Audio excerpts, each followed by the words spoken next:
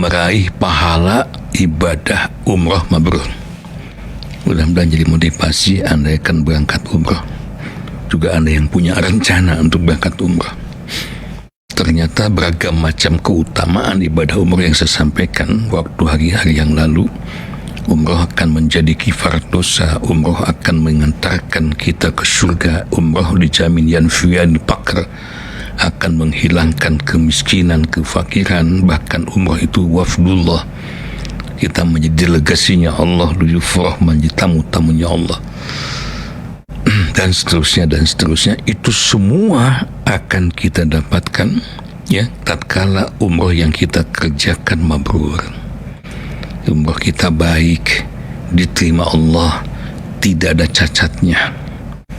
Nah, permasalahannya bagaimana caranya supaya mendapatkan pahala umroh mabrur itu? Ya, Quran surah Al-Baqarah surah 2 ayat 197. Di situ kita dapatkan umroh maupun haji ya. A'udzu billahi minasyaitonir rajim. Al-hajju asyhurun ma'lumat.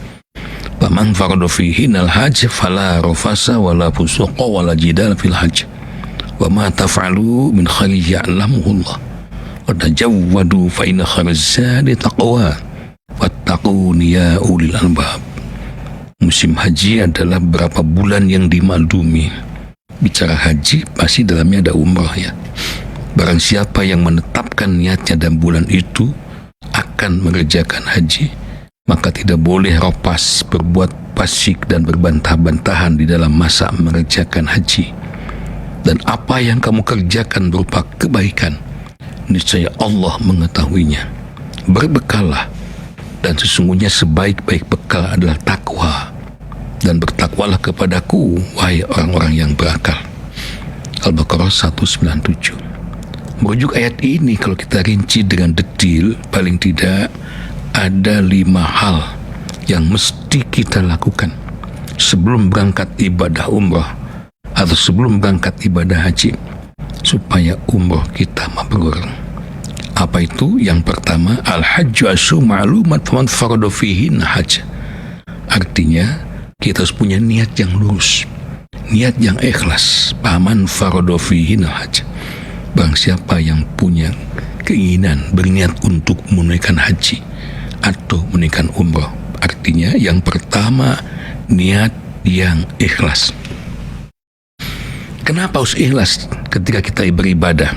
Bukan hanya umrah, sholat, saum, haji ya, zakat, infak, sedekah, ngaji, dakwah seperti ini juga. Karena berdasarkan Al-Baqarah 98 ayat 5, hanya dengan niat yang ikhlaslah semua ibadah kita akan terima Allah. Wa ma umiru illa liya'budullaha mukhlishina hudinahu hunafa. Tanpa ikhlas nggak mungkin ibadah kita akan diterima, bahkan sebaliknya akan ditolak. Ya, orang yang ikhlas itu cirinya, sahabat Rama rahimahullah, yang pertama dia akan semangat, akan sungguh-sungguh dan beribadah.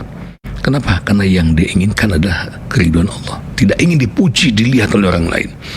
Ya, makanya ketika umroh itu kami melarang keras jemaah untuk selfie-selfian. Jangan ketika tawaf, ketika sa'i, cium Hajar Aswad, cetrek, difoto, di-share. Kita khawatir pahalanya hilang, kan di situ ikhlasnya berkurang.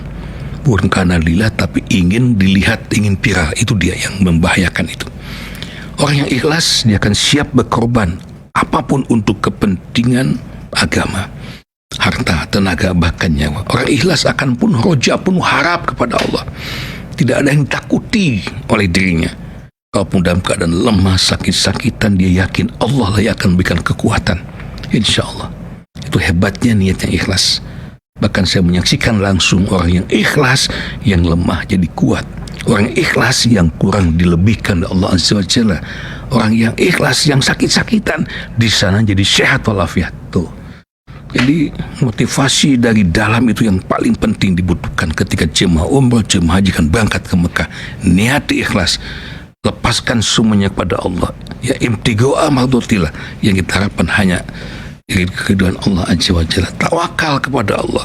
Ya, wa may yatawakkal Allah fa huwa hasbuh. Barang siapa bertawakal kepada Allah, niscaya Allah akan memenuhi segala keperluannya. 2. Fala rafasa wala fusuq wala jila fil haj. Apa maknanya? Jangan melanggar. Awas, begitu kita berniat labbaik Allahumma umratan, maka di situ berlaku larangan ihram. Tidak boleh gunting rambut, gunting kuku dan sebagainya, ya. Itu secara fisik larangan yang paling pokok dalam Al-Quran ada 3. Fala ropasa, tidak boleh ropas, mengatakan suatu berbuat bertindak kalaupun dengan isi sendiri yang mengarah pada hubungan badan. Tidak boleh pornografi kecuali kalau sudah tahallul. Wala fusuq, tidak boleh berbuat dosa baik dengan lisan, dengan hati, apalagi tindak perbuatan. Hati-hati. Yang ketiga, wala jidala, dan tidak boleh jidal, berbantah-bantahan, marah, emosi, fitnah, ghibah, tidak boleh. Artinya sepanjang kita melaksanakan ibadah umroh itu, hati kita harus bersih sebersih-bersihnya. Wal kazimil ghaidu, kendalikan emosi kita, jangan amarah. Wal afina aninas, lebarkan dada untuk memaafkan kesalahan siapapun yang menyinggung Anda, yang menyakiti Anda, jangan dilawan, udah maafkan saja. 2. Yang ketiga, wa ma taf'alu min khairin ya'lamhu Allah, artinya kita harus banyak melakukan kebaikan. Bukan hanya manasik umrohnya aja yang dikerjakan itu. Masih umrah itu kan niat, kemudian masuk Masjidil Haram, tawaf, sholat 2 rakaat, sa'i, tahallul, 3 jam selesai. Kita di sana 12 hari. Apa yang kita lakukan? Wa ma taf'alu min khairin ya'lamullah, apapun kebaikan yang kalian lakukan niscaya akan diketahui oleh Allah. Artinya Allah akan melihat, Allah akan mencatat, Allah akan berikan pahala kepada Anda. Mumpung kita ada di Mekah, kapan lagi kita berada di Mekah? Wallahu alam.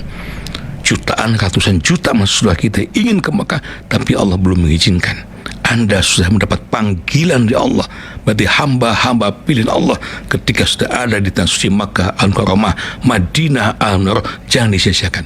Ingat, sholat 1 kali di haram itu sama dengan 100.000 kali, Masya Allah, di Mekah tuh. Di Madinah pahalanya dilibatkan sampai 1000 kali. Maka lakukan banyak kebaikan, ibadah yang padu, ibadah yang sunnah, yasluna kitabullah, baca Al-Quran, infak, sedekah dan sebagainya. Ya, setiap hari dan malam itu penuh dengan zikrullah, penuh dan nilai-nilai ibadah. 3. Yang keempat, Allah menyatakan wa tajawwadu fa inna khairaz zadi taqwa, berbekalah kalian. Artinya berangkat umroh itu harus berbekal, dan sebaik-baik bekal adalah ketakwaan. Ya, bekal materi harus, bekal uang secukupnya harus, bekal itu pakaian dan semua harus. Tapi jangan lupa Allah mengingatkan fa inna khairaz zadi taqwa, sebaik-baik bekal dari semua bekal yang dipersiapkan ada bekal ketakwaan. Pertanyaannya, kenapa ketakwaan disebut bekal yang terbaik? Ternyata di lapangan itu kadang-kadang beda dengan teori, beda dengan manasik. Di sana kita tuntut kesabaran, dituntut keikhlasan, dituntut rasa syukur yang tinggi. Ketika disiapkan makanan, minuman, contoh kecil misalnya, makan, minum, itu ada makanan, minuman, hakikat hidangan dari Allah Azza wa Jalla.